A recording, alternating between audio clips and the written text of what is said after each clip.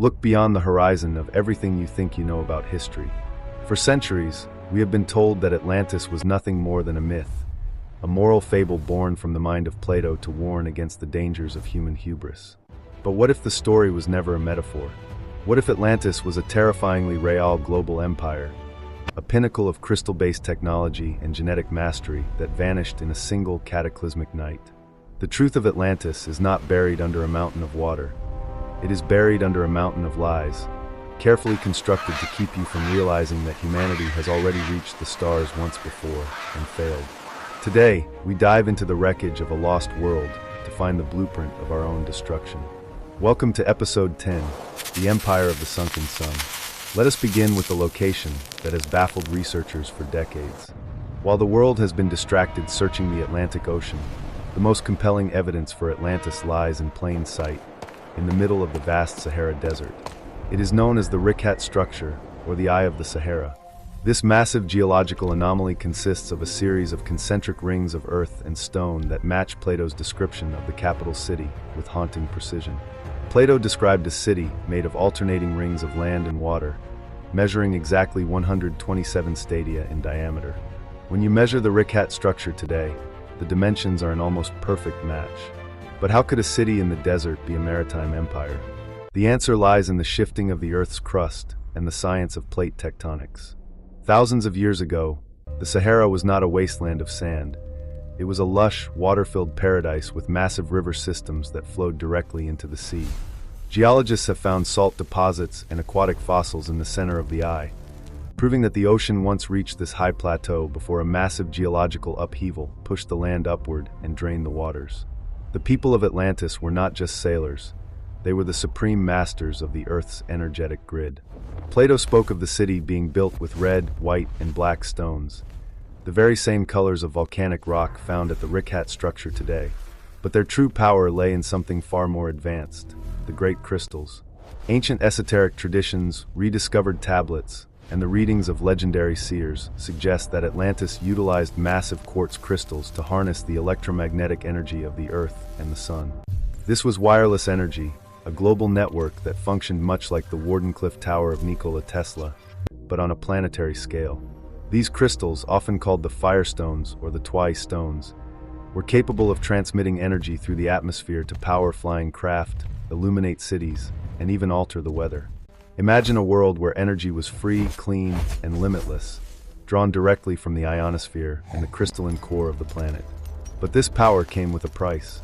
Atlantis was also a laboratory of the gods. As we discussed in our episodes on the Anunnaki and the Maya, the bloodline of the creators was heavily concentrated in the Atlantean priest kings.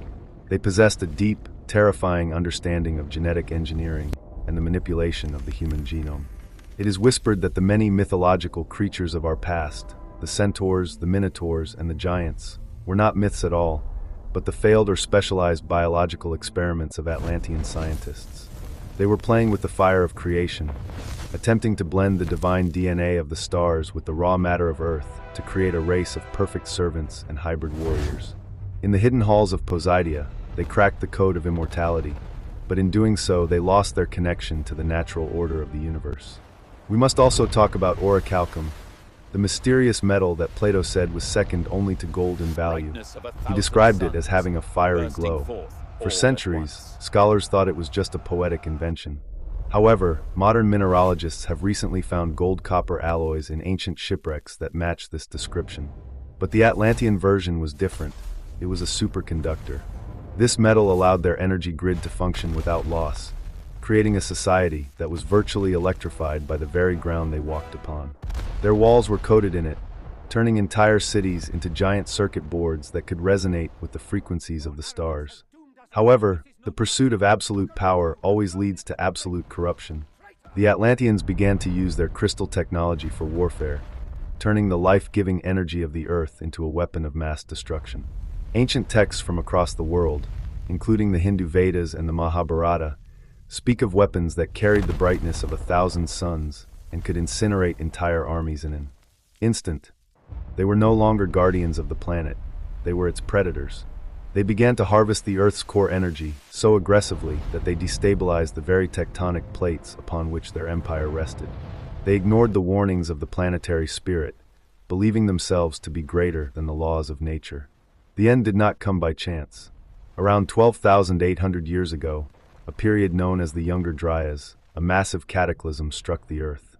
While mainstream science points to a comet impact, the ancient records suggest that the Atlanteans' misuse of their global energy grid acted as a lightning rod for this disaster.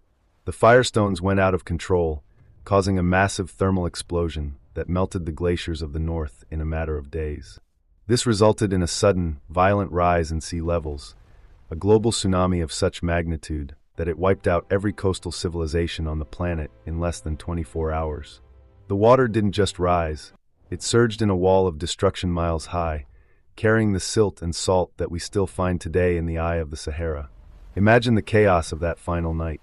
The sky turning blood red as the atmosphere ignited, the ground beneath the great rings of Atlantis liquefying through a process known as soil liquefaction, as the ocean rushed in to reclaim the land.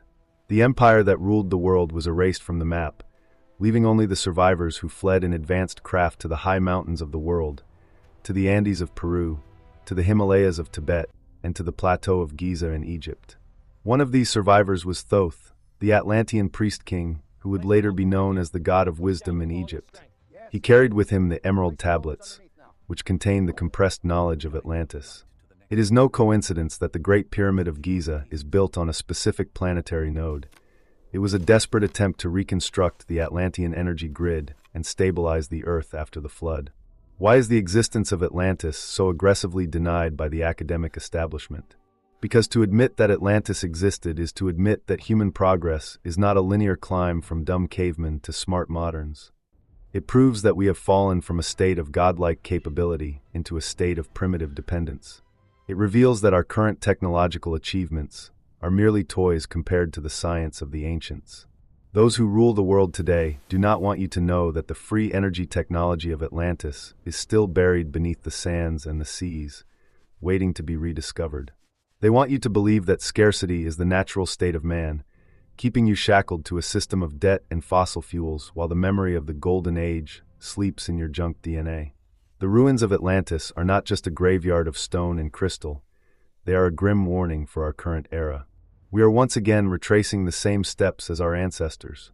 We are once again tampering with the genetic code, once again creating weapons of planetary destruction, and once again ignoring the delicate balance of the Earth's electromagnetic field.